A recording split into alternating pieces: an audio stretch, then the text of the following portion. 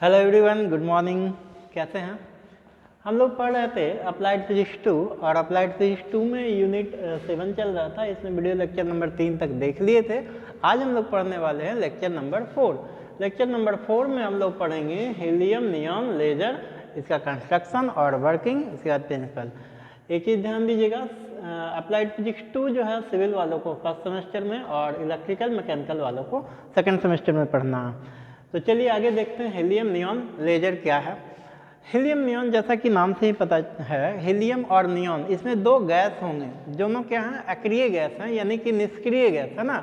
Inert gases में इनको रखा गया है। Inert gas helium, neon, xenon, krypton, radon, all these are placed in inert gases group. तो यहाँ पे दोनों ये गैसों के माध्यम से हमारा ये लेजर बनाया गया है ना। Helium neon laser is a gaseous laser, ये गैसियस लेजर में आता है। रूबी लेजर हम लोग देखे थे तो वो सॉलिड स्टेट लेजर में आता है। उसमें सॉलिड स्टेट रॉड यूज हुआ था है ना, क्रोमियम का और ऑक्साइड का, एल्युमिनियम ऑक्साइड का। आगे देखिए, helium neon laser is a gaseous laser. The laser action of this laser is based on 4 level pumping scheme. इसका जो लेजर एक्शन है 4 लेवल पंपिंग स्कीम पे निर्भर करता है। रूबी लेजर में हम लोग देखे थे, इसमें 3 लेवल पंपिंग स्कीम था और इसमें 4 लेवल है ना। इसके कंस्ट्रक्शन को अगर देखा जाए तो कंस्ट्रक्शन कहता है it consist of 2 important part. इसमें 2 मुख्य पार्ट है, एक एक्टिव मीडियम और दूसरा गैस डिस्चार्ज ट्यूब। तो देखते हैं एक्टिव मीडियम में क्या है ना। तो active medium used in this type of laser is mixture of helium and neon. Active medium में इसमें दोनों का मिक्सचर होगा, किसका किसका? हीलियम और नियॉन का। कैसे रहेगा mixture? Gases, the two gases are mixed under a pressure of, दोनों को 1 मिलीमीटर Hg यानी पारे के 1 मिलीमीटर प्रेशर में मिलाया जाता है। कितना? And 0.1 mm Hg of neon in the ratio of 10:1, 10:1 के अनुपात में है ना। यानी हीलियम 10 रेशियो में रहेगा और नियॉन 1 रेशियो में, दोनों का ये रेशियो है ना। The mixture of this gases is filled with in the discharge tube. अब इस मिक्सचर को, हीलियम और नियॉन के मिक्सचर को कहाँ प्लेस किया जाता है? तो डिस्चार्ज ट्यूब में। आगे हम लोग पढ़ेंगे डिस्चार्ज ट्यूब के बारे में है ना। For laser action, laser action को करने के लिए, लेजर एक्शन परफॉर्म होने के लिए हीलियम और नियॉन का जो मिक्सचर है वो डिस्चार्ज ट्यूब में डाला जाता है। तो इसका नेक्स्ट पार्ट है गैस डिस्चार्ज ट्यूब। तो देखिए गैस डिस्चार्ज ट्यूब क्या है। Gas discharge tube it is a made up of fuse quartz tube. Fuse quartz का बना होता है ना, विथ ए डायमीटर ऑफ, इसका डायमीटर क्या होता है क्वार्ट्ज का? तो 11.5 सेंटीमीटर और इसका लेंथ 80 सेंटीमीटर का होता है ना। The end face of a discharge tube are tilt at the Brewster's angle, दोनों का एंड फेस है ब्रिस्टर्स एंगल से टाइटल्ड कर दिया जाता है ना, टेड है ना, टाइटेड कर दिया जाता है, उसको टाइट किया गया ब्रिस्टर्स एंगल से। Brewster's angle known as Brewster windows, इस ब्रिस्टर एंगल को ब्रिस्टर विंडोज के नाम से भी जानते हैं, ये जो दोनों एंड में रहता है ना। Since the windows are highly transparent, transparent जानते हैं, आर पार जो दिख जाए, for the preferred direction of polarization, fully reflecting concave mirror is placed at one end. एक एंड पे कॉन्केव मिरर को रख दिया था। कॉन्केव मिरर इसको कहते हैं है ना, ये हो गया कॉन्वेक्स और ये हो गया कॉन्केव लेंस है ना। ये कॉन्केव मिरर हो गया और ये कॉन्वेक्स मिरर। तो इस तरह का मिरर प्लेस कर दिया जाता कॉन्केव मिरर है ना। Concave mirror is placed at one end of the discharge tube and A partially reflecting concave mirror is placed at the other and. दूसरे एंड में पार्शियली रिफ्लेक्टिंग कॉन्केव मिरर को रखा जाता है। ये देखिए पूरा डिस्चार्ज ट्यूब है। ये जो है आपका एडजस्टमेंट है, यहाँ पे फिटिंग एडजस्ट करने के लिए 100% रिफ्लेक्टर ये हो गया। ये हीलियम नियॉन का रेशियो 10:1 में, इसी में पूरे डिस्चार्ज ट्यूब में हीलियम नियॉन भरा जाता है। एफ जनरेटर है, ये देखिए लेजर बीम निकल रहा है और ये पार्शियल रिफ्लेक्टर हो गया और ये पूरा का पूरा एडजस्टमेंट है, ये कनेक्शन। यहाँ से हम पार्शियल रिफ्लेक्टर को आगे पीछे एडजस्टमेंट की सहायता से कर सकता है। तो ये था कंस्ट्रक्शन आपका हीलियम नियॉन लेजर का। नेक्स्ट आगे देखते हैं वर्किंग और इसका एप्लीकेशन। तो चलिए आगे देखते हैं इसका वर्किंग क्या है।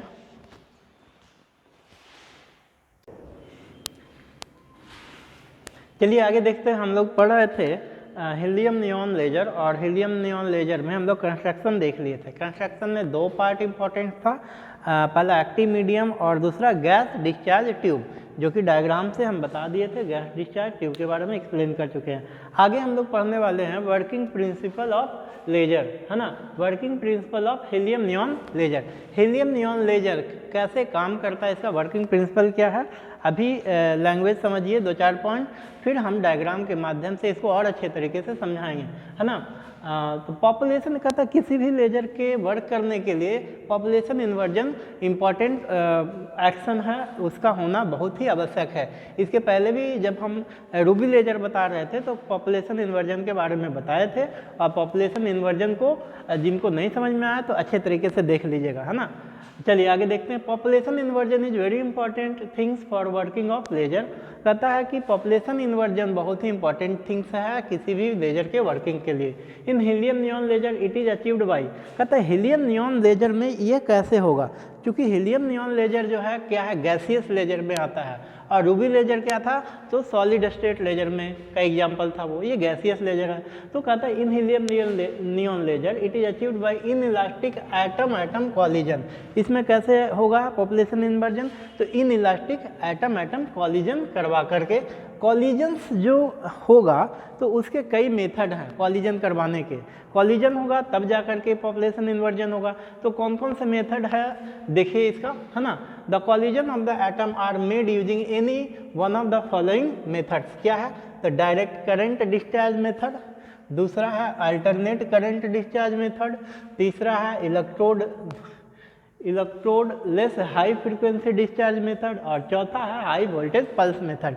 इतने मेथड का अप्लाई करके एटम एटम कॉलिजन करवाया जाता ताकि पॉपुलेशन इन्वर्जन अच्छे तरीके से हो पाए।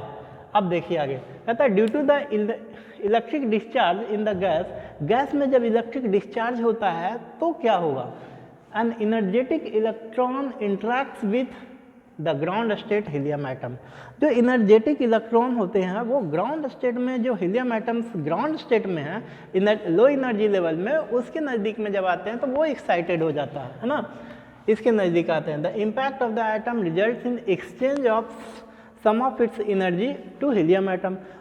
ऊर्जा वाला जो इलेक्ट्रॉन आया, इम्पैक्ट किया हीलियम एटम पे, वो अपना एनर्जी उस एटम को ट्रांसफर कर दिया। ट्रांसफर करने के बाद क्या होगा, as a result helium atoms are excited to higher levels 1s0 and 3s1। तो हीलियम का एटम्स पहले ग्राउंड स्टेट में था, इलेक्ट्रॉन्स आया, अपना ऊर्जा दिया, वो एटम्स एक्साइटेड होकर के ग्राउंड स्टेट से कहाँ चला गया, हायर स्टेट 1s0 और 3s1। सारा हम डायग्राम से बता रहे हैं, अभी इसको लिखिए आप। नोन एज मेटास्टेबल स्टेट, ये दोनों स्टेट किस नाम से जाने जाते हैं, 1s0 और 3s1 मेटास्टेबल स्टेट। अब कहता है कि ग्राउंड स्टेट से एटम कहाँ चला गया, मेटास्टेबल स्टेट में 1s0 और 3s1 में। The life time of these levels are relatively low. अब इसका जो लाइफ टाइम है मेटास्टेबल स्टेट का वो बहुत ही कम होता है। The collision of the first kind is represented है। तो जो पहला कॉलिजन हुआ उसको इस तरह से डायग्राम डेरिवेशन के माध्यम से दिखाया गया है। देखिए ये हीलियम एटम है ना, एनर्जेटिक इलेक्ट्रॉन्स आया, स्ट्राइक किया, इस तरह से हीलियम एटम से फिर टूटा, है ना, और एक नया इलेक्ट्रॉन फिर से जनरेट हुआ। These energy levels are very close to 2s and 3s level of the neon atom. अब कहता है हीलियम एटम का ये जो एनर्जी लेवल्स है नियॉन के एनर्जी लेवल के बहुत ही नज़दीक आता है। नियॉन का एनर्जी लेवल 2s और 3s के नज़दीक, and the collision of the second kind takes place between the helium and neon atom. और अब जो कॉलिजन होगा वो हीलियम और नियॉन एटम्स के बीच में होगा, दूसरा collision, and hence neon atom goes to the excited state. अब पहले हीलियम एटम एक्साइटेड स्टेट में गया, अब कौन जाएगा, नियॉन एटम एक्साइटेड स्टेट में। तो हीलियम ये आया, नियॉन के एटम्स के साथ टकराया, तो इस तरह से He प्लस Ne स्टार, इस तरह से इसका दिखा रहा कॉम्बिनेशन। चलिए आगे हम डायग्राम के माध्यम से इसको और अच्छे तरीके से क्लियर करते हैं, और 2-3 लाइन्स और इसमें लिखाएंगे और अच्छे तरीके से समझाते हैं, है ना। अभी ये और इस दोनों को देखिए, ये फर्स्ट काइंड ऑफ इंटरेक्शन है। जब एक्साइटेड इलेक्ट्रॉन हीलियम एटम के साथ आया तो हीलियम एटम ग्राउंड स्टेट से कहाँ चला गया, 1s0 and 3s1 metastable state में। और जब मेटास्टेबल स्टेट में गया तो ये इलेक्ट्रॉन ब्रेकआउट हुआ, है ना। फिर वो हीलियम एटम, ये जो मेटास्टेबल स्टेट था, हीलियम एटम का एनर्जी लेवल वो नियॉन एटम के 2s और 3s लेवल के नज़दीक था। अब वो पुनः किसके साथ टकराएगा हीलियम एटम? तो नियॉन के एटम के साथ। देखिए नियॉन के एटम के साथ जब वहाँ से इंट्रैक्शन होगा तो नया एक नियॉन एटम रिलीज करेगा। आगे देखिए, इसको फिगर के माध्यम से समझते हैं।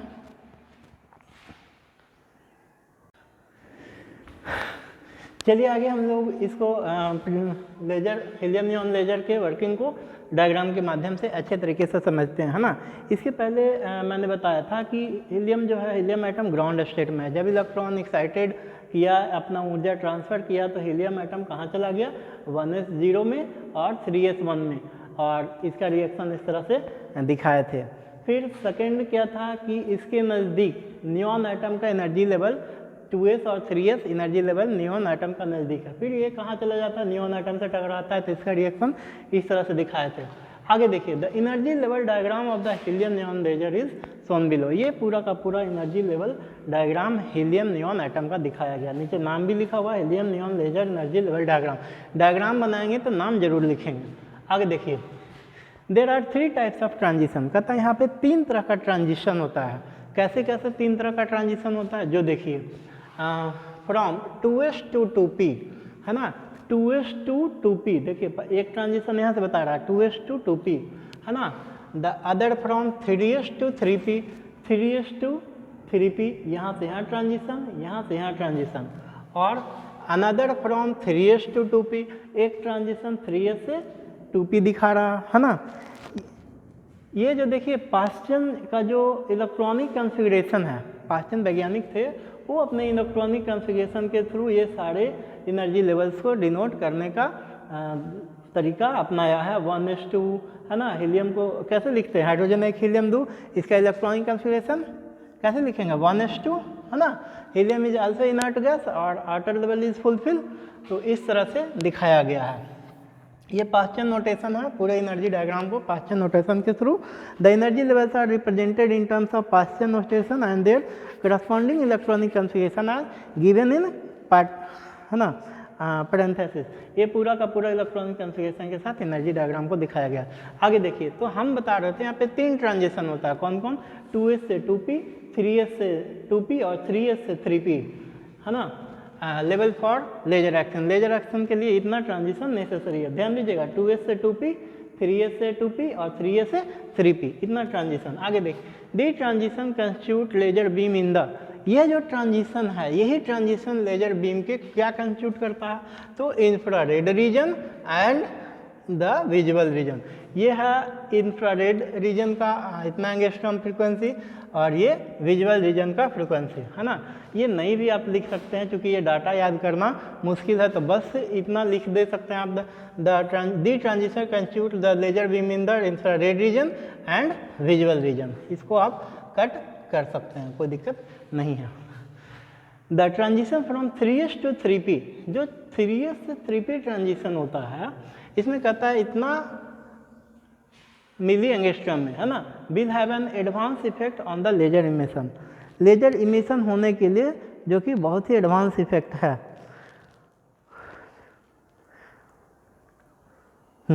3p to 3.39 मिली, ठीक है।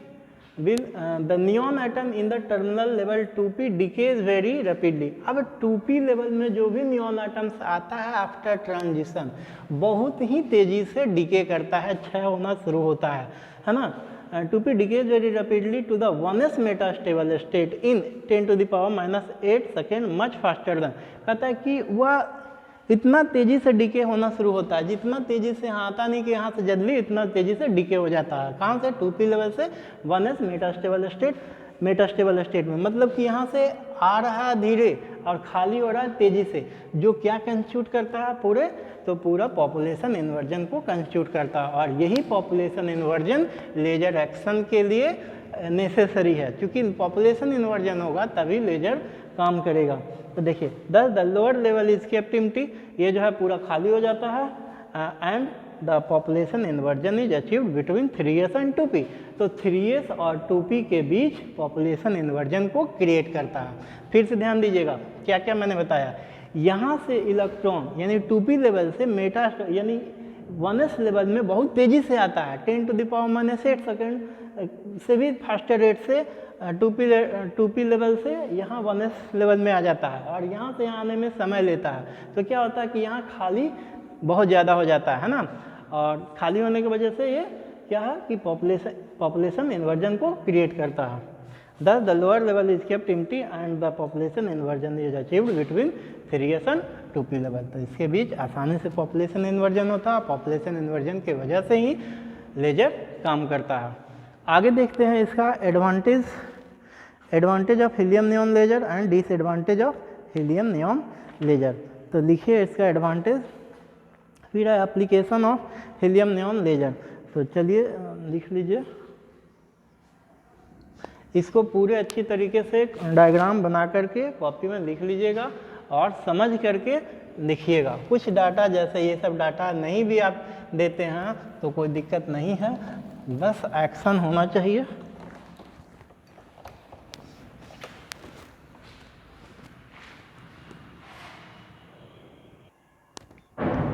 चलिए आगे देखते हैं advantage of helium neon laser. Advantage, disadvantage और एप्लीकेशन बहुत ही इंपॉर्टेंट है, 3-4-5 लाइन याद कर लीजिएगा, है ना, इससे संबंधित। क्या एडवांटेज, तो it is the first laser which produce laser output continuously. ये ऐसा पहला लेजर है हीलियम नियॉन जो आउटपुट कंटिन्यूसली देते रहता है ना, इस कभी रुकता नहीं है।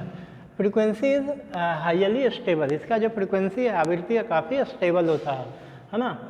तीसरा पॉइंट है laser output is easily tune to required application. कहता है इसका आउटपुट को हम आसानी से ट्यून कर सकते हैं, जैसा हमारा रिक्वायरमेंट है, जैसा नीड है, जैसा ज़रूरत है हम घटा बढ़ा सकते हैं, ट्यूनिंग करने का फैसिलिटी है इसमें। चौथा, cost of production of laser beam is very less, इसके प्रोडक्शन का खर्च भी कम आता है। तो ये था इसका एडवांटेज। डिसएडवांटेज क्या है, the output power is moderate as compare to any other solid state laser. कहता है किसी भी सॉलिड स्टेट लेजर के कंपैरिजन में इसका आउटपुट पावर मॉडरेट है। मॉडरेट का मतलब कि ना ज़्यादा अच्छा और ना ज़्यादा खराब, साधारण है, बहुत अच्छा पावर है तो सॉलिड स्टेट का होगा, है ना। जैसे कि इसके पहले पढ़े थे रूबी लेजर, और ये हीलियम नियॉन लेजर का जो आउटपुट पावर मॉडरेट है, मतलब साधारण है। ये इसका डिसएडवांटेज में आता है। एप्लीकेशन क्या है, ध्यान दीजिएगा, it is used in laboratory experiments and also to produce holograms. Laboratory में यूज किया जाता है और होलोग्राम बनाने में, होलोग्राफी में इसका उपयोग किया जाता है हीलियम नियॉन लेजर का। Industrial application, it is use to align the ruby laser. Ruby laser को अलाइन करने में, अलाइन का मतलब होता है एक सीध में लाने के लिए भी इसका उपयोग किया जाता है हीलियम नियॉन लेजर का। फिर है it is used in optical communication. Optical communication में हीलियम नियॉन लेजर का काफ़ी यूज है। क्या है ऑप्टिकल कम्युनिकेशन, कैसे काम करता है, बहुत लंबा चैप्टर है लेकिन थोड़ा सा हम बता देते हैं। आज जो आप इतना 3G 4G 5G नेटवर्क देख रहे हैं, इन दोनों के पीछे या इनके पीछे जो इम्पॉर्टेंट थिंग्स है, जो चीज़ है, वो है लेज़र और ऑप्टिकल फाइबर। लेज़र और ऑप्टिकल फाइबर मिलकर ही ये कम्युनिकेशन सिस्टम को इतना आगे तक लाए हैं और पता नहीं कितना आगे ले जाएंगे, है ना। क्योंकि पहले टेलीफोन का तार चलता था नेटवर्क के लिए, कम्युनिकेशन के लिए, देखते हैं कहीं भी टेलीफोन का तार नहीं लगा रहता है। क्या है, तो ये ऑप्टिकल फाइबर और लेज़र देखते होंगे आप मार्केट में कहीं हाईवे के नज़दीक ऑरेंज कलर का या ब्लैक कलर का तार फेंका हुआ रहता है, वो ऑप्टिकल फाइबर होता है। ऑप्टिकल फाइबर जो है टोटल इंटरनल रिफ्लेक्शन पे काम करता है, पूर्ण आंतरिक परावर्तन पे। लेज़र क्या करता है कि ऑडिएबल सिग्नल को या जो भी सिग्नल है उसको लाइट सिग्नल में कन्वर्ट कर देता है। वो लाइट सिग्नल को लेज़र ऑप्टिकल फाइबर के थ्रू लाखों किलोमीटर दूर आराम से ट्रांसफ़र कर सकता है बिना उसमें ऊर्जा का लॉस किए हुए। यानी कि ध्यान दीजिएगा, ये ऑडिएबल सिग्नल किस चीज़ में कन्वर्ट हो गया, लाइट सिग्नल में। किसके थ्रू, लेजर के थ्रू।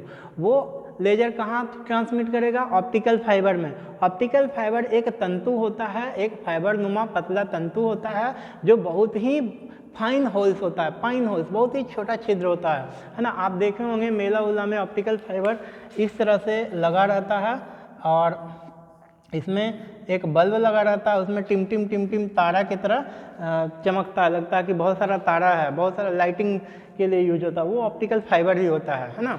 तो ऑप्टिकल फाइबर तंतु है जिसमें लाइट ट्रांसमिट करता है बिना लॉस किए हुए, अपने ऊर्जा का लॉस किए हुए, और काफ़ी अधिक डिस्टेंस तक लाइट ट्रेवल करता है ऊर्जा का बिना लॉस करके। तो ये है ऑप्टिकल फाइबर में किस तरह से हमारा लेज़र वर्क करता है, हीलियम नियॉन। आगे बहुत बड़ा चैप्टर है, हम इससे डिटेल से बताएंगे, ठीक है, डायग्राम बना करके कम्युनिकेशन सिस्टम में कैसे ये काम करता है। तो चलिए आगे इसको क्लोज करते हैं। ये था advantage of helium neon laser, फिर डिसएडवांटेज पढ़ लिए और application of helium neon laser.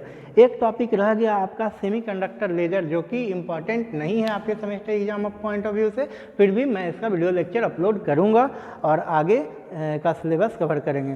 तो वीडियो अच्छा लगा तो लाइक से सब्सक्राइब जरूर कर दीजिएगा।